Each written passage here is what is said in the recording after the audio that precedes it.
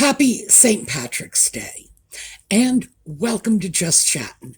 And this is the series of videos we do on Thursday and Sunday evenings just for our own entertainment. So, Audie news, he's sound asleep. We changed time, the weather's changed, and he's working on sleeping it off because he's a cat, and cats don't like change. So, that's it for Audie. I wanted to throw in, before we actually got over to the main point of the video, I wanted to throw in a little bit of nutmeg news that I found on the internet, and it's been circulating for the last couple of days. And that is that nutmeg has been making secret overtures to the Princess of Wales to make sure she's okay, because nutmeg is so concerned about her welfare. So if it wasn't so outrageous, of course it would be funny. My personal thoughts on this are they're probably using the same communications channel they used the last time. They had secret communications with the royal family, which, as far as I can tell, is message in a bottle, because nobody seems to be getting these secret messages. Nobody is acknowledging them. And yeah, it's pretty unlikely that any of this is taking place. So we all know why Nutmeg would be making these press releases through sources close to her, that she is inquiring into Catherine's welfare. And it has absolutely nothing to do with Nutmeg trying to seem concerned and caring. It's very simply Catherine's getting press and she isn't. And we've been watching this go down for more than 5 years, so we know that if Catherine is getting press, Nutmeg must do something to either steal the press away from Catherine, which we'll be talking about, or to jump on the bandwagon and become part of that narrative. Because at this point, I think it's just gotten to be a habit for them. I don't even think they realize what they're doing anymore. I think it's like Pavlov's dog. News comes out of the British royal family, they bark. That simple. It's my take on it. All right, we're going to take a look at the intro, and when we come back, we will get started.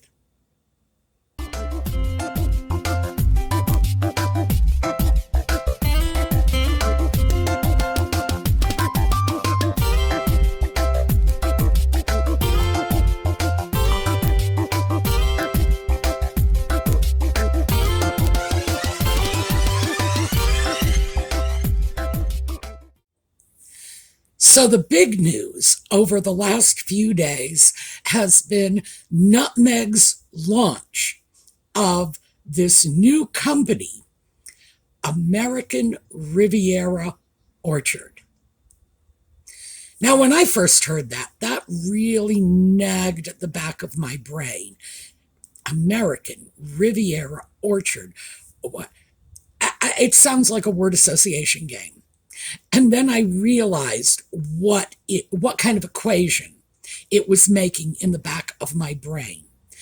And you're all familiar with it. It is this sort of Manchurian candidate trope in action movies, spy movies, that the sleeper agent is triggered when someone reads off a list of totally unrelated words that could never possibly occur all together in ordinary conversation, right? We've all seen it. Ржавой. Stop. 12. Stop. Разведь. Now, the reason it made that association in my head is, like I say, unrelated words, just like random crap thrown together. And again, we've all been listening to Nutmeg long enough so that we are very much accustomed to the fact that this is just the way her mind works. Random words thrown together, hoping that the listener is going to supply their own meaning, because she certainly hasn't put any thought into what she said.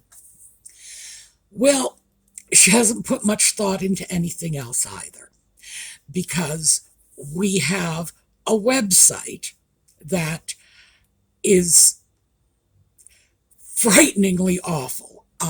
Just the website alone is beige on beige on beige, to the point where it's difficult to even read the text on the website.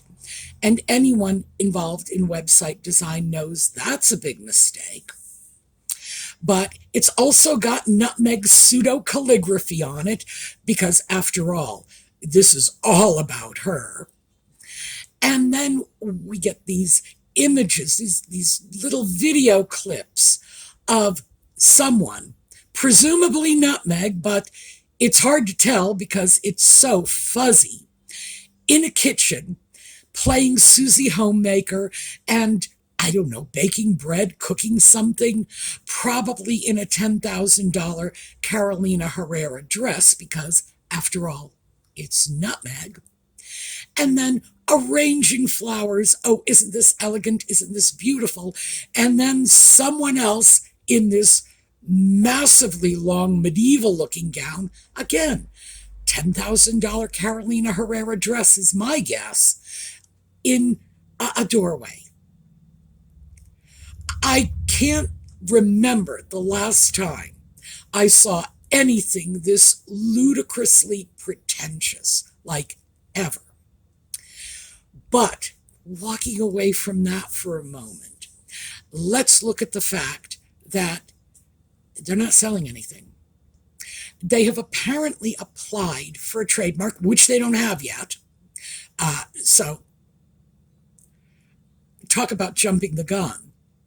But the trademark was to sell all manner of household things, napkin rings and nut butters, and you name it. It doesn't even have a clear focus. So, and of course, this little video commercial that she's put out, again, doesn't seem to have very much to do with napkin rings or nut butters or any of the other stuff she is allegedly selling. So, the jumping the gun on launching this venture without even having secured the trademark to the name, which is entirely possible they may not get it. That happens all the time. You can do all kinds of trademark name searches, and there are databases that accommodate this. But those trademark name searches will tick off only if you have, like, the exact trade name that somebody else wants. If somebody else out there has French Riviera orchard, which in fact might make a little more sense, considering the fact that there actually is a French Riviera, and France does have orchards, they could be denied the trademark. So this is one of those, the opera ain't over till the fat lady at the U.S. Patent and Trademark Office sings. So they might not even be able to secure that name. But why did they have to do it? Well, because Catherine's getting all the press, and William was doing the Diana Awards, and, you know, like I say, royal family, and they got a bark. So, yeah, I don't think they were prepped to go live on this quite so quickly. It does not make sense from a marketing point of view, possibly in the space between Nutmeg's ears, which is probably a pretty scary little quagmire. She thinks if she can generate enough interest and enough suspense, people will buy things. Well, that's not how marketing works. When people hear about a new product, a new company, a new service, and want to check it out, they do it right away. This is the 21st century. We are in the internet age. You pick up your phone and you can start shopping. If there is nothing there for you to buy, well, you'll go away. You're not going to sit there staring at a blank screen. Maybe Nutmeg does. Who knows?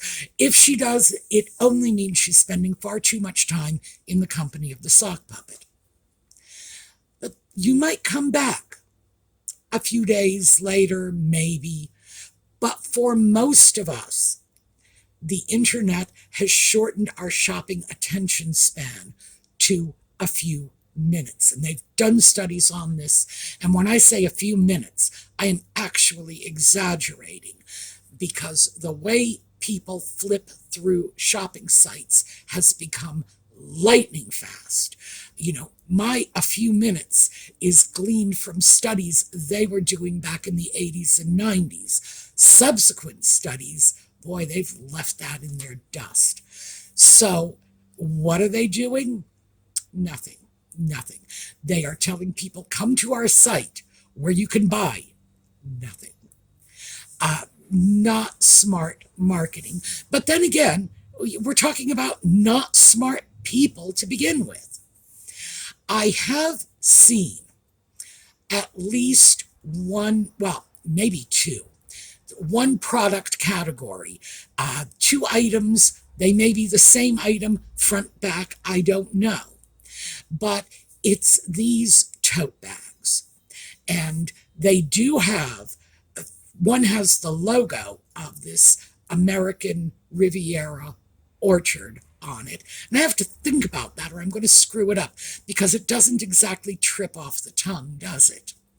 And we've got these two shopping bags, and I really have absolutely no idea if this is a legitimate product or if this is some mock-up someone has put together and simply thrown out on the internet. I do know that myshopify.com does have a link for a tote bag that is associated with American Riviera Orchard.com, but it leads to nowhere. They do have the link. So who knows? Is this reality or not? I don't know. I have also, interestingly enough, seen two price tags associated with this tote bag. One was allegedly for $2,000, which is just crazy enough for me to believe Nutmeg's really behind this. And the other was, I think, $47 and change, which is, although extortionate for a plain canvas tote bag with a logo on it, still would be a good 80 to 90% profit. And therefore, this overpriced tote bag doing her advertising for her might very well also be what's going on. No idea. Again, could even be two separate tote bags, or someone could have made the entire thing up. There is like zero content on that webpage, rather similar to that Sussex, what was it? Sussex.com, yes, rather similar to that one, just nothing. Same thing with Archewell, nothing, just we're going to use this as our little internet commercial for us. So that's what's been going on. I thought maybe we might want to take a slightly deeper look at what this American Riviera Orchard.com, what message that is sending out into the internet space. First of all, it has been alleged that the American Riviera refers to Southern California. Now, I have been living in the United States for 70 years, not in California, but I have friends in California and I have visited many, many times, almost always during an out-of-control brush fire, because I'm just lucky that way. I have never heard Southern California being referred to as the American Riviera. It reminds me of one of the universities I attended. They called themselves Harvard on the Potomac. No one else did, but they did. In fact, I think it was only their public relations department that did. Everybody else on the planet, including half my professors, called it the East Coast Party School. Basically, that was it. The school's reputation was not for academic excellence, which might be what, Harvard on the Potomac would suggest. It was for drunken all-night frat parties. So, I'm not going to say it wasn't a good school. It was a good school. I wouldn't have gone if it wasn't. But was I sitting in class next to people still drunk from the party the night before? Oh, yeah. Oh, yeah. Definitely. So I think that there's some disconnect between what Nutmeg thinks her community should be known as and what it actually is. Harvard, party school. Basically that's my comparison. There's also a pretty massive disconnect between Nutmeg's alleged position as the icon of modern feminism and this little venture of hers.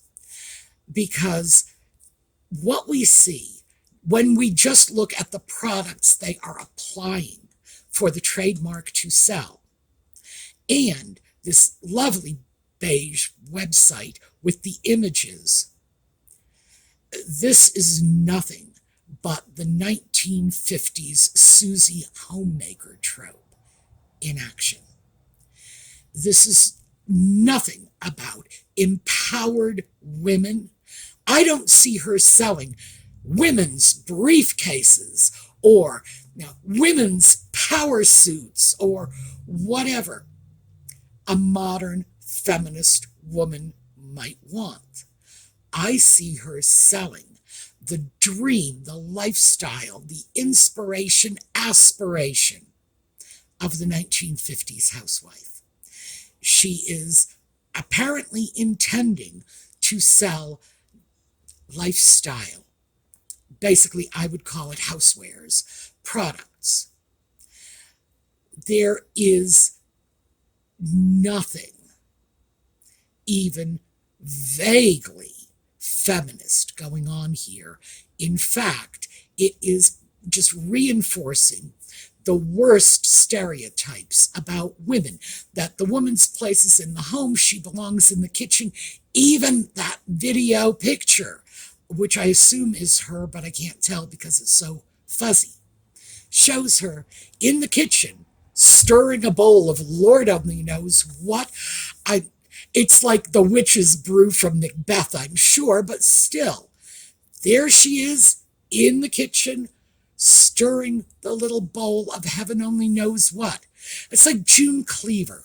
And that's all I can think of when I see this. It's like June in the kitchen making pancakes or whatever she was doing. 1950s housewife. This is the image that she is reinforcing, the image she is selling. Now, I mentioned inspirational, aspirational, because that's what they call these lifestyle companies and services and influencers. Inspirational, aspirational. No.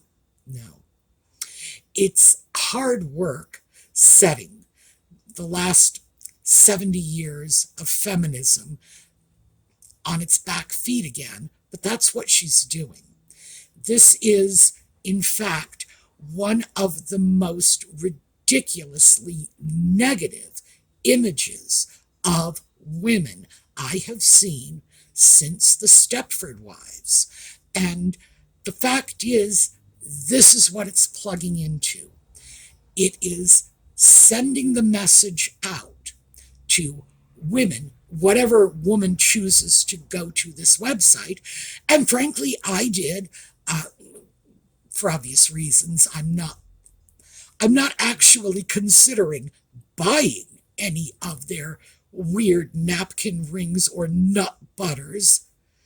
I have my own napkin rings, thank you very much. And I know where to buy good nut butter locally produced. Thank you. I can just be as woke and green and American Riviera as the next one. But I did go there. And the message that you are getting from this website is this should be your life's ambition.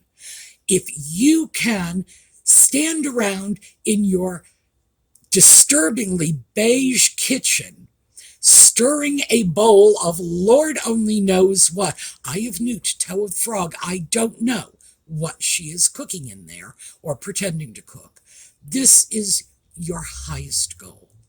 This is what you should be doing. If you can do this, you've made it. Let us arrange flowers. That was another one, sticking flowers in a bowl. And she's been doing that since long before the sock puppet. She was doing this way back in her influencer days in Toronto. So, yes, this is what we want to be doing. Well, maybe this is her fantasy. Well, it probably is her fantasy, but it should not be the inspiration laid out for the coming generations of young women. They should not be told explicitly or implicitly that they have only made it if they can live this kind of life. We should be telling our daughters and our granddaughters that they've made it when they are chief of surgery at Bethesda Naval Hospital. We should be telling them they have made it when they're teaching math at Caltech. We need to be setting the bar higher. We need to be encouraging young women to go into the sciences in mathematics. We should be encouraging them to go into sports. We should be encouraging them to stretch and do the things that previous generations were not allowed to do. This should be where we are trying to open the window of opportunity for the coming generations. Not living the life that my grandmother led. And that's one of my grandmothers. The other one was a nurse and she worked. So, yeah. Oh Lord, it's depressing when you realize that my long dead grandmother had a more actualized life. She was out in the world. She had a career. She was earning her own money, therefore able to say what she did with her own money and acting as an example to future generations, not to mention she was a nurse in the Second World War, so performing her patriotic services. My grandmother was a better role model than this drivel that Nutmeg is throwing before people. My other grandmother, by the way, was a housewife. She was a farm wife, in fact, and a bowl in the kitchen, that was where we always saw her.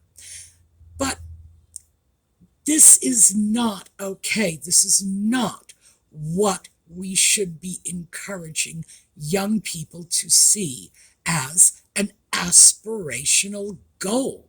We shouldn't even be encouraging old people to see this as an aspirational goal. Since when is cooking in your pretty beige kitchen supposed to be someone's dream life?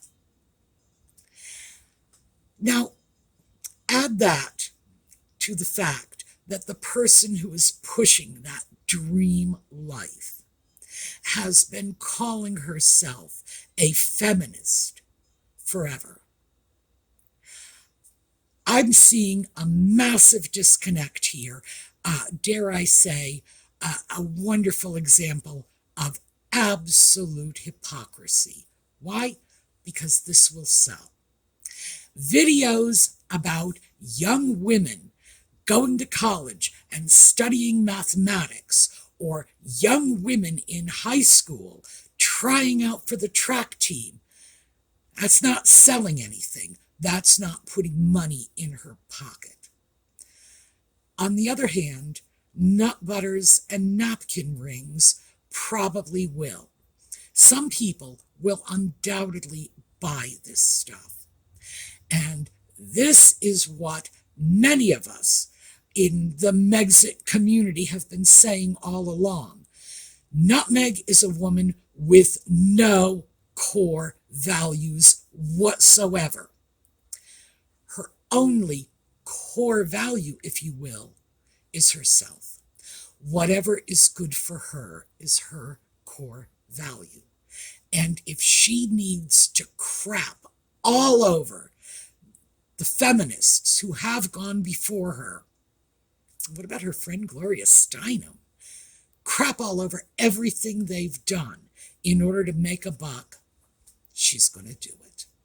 So, I wish I could say that I wish her well in this endeavor, but I don't.